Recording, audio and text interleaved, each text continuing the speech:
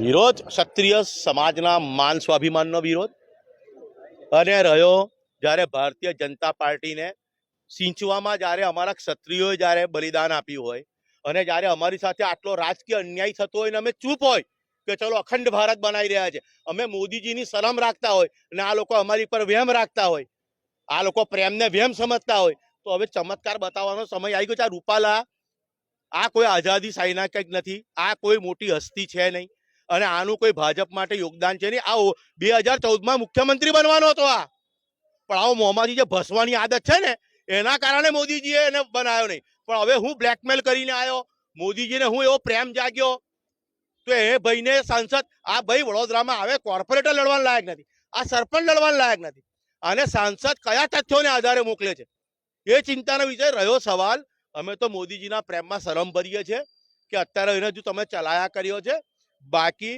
હવે કોઈ શરમ હયા કશું રહે નહીં. અને હવે તો અમે, અમારી પાસે બે જ છે, સંવિધાન છે એક હાથમાં, શાસ્ત્ર છે ને એક હાથમાં શસ્ત્ર છે. હવે મોદીજીએ નક્કી કરવાનું છે કે એમને ક્ષત્રિય માટે સ્વાભિમાન છે કે રૂપાલા માટે પ્રેમ છે. હવે મોદીજીએ નક્કી કરવાનું છે. ગણતરીના 24 થી 48 કલાકમાં રિઝલ્ટ નહીં મળે તો ક્ષત્રિય સમાજ થૂક નહીં ઉડાવે, કરીને બતાવશે.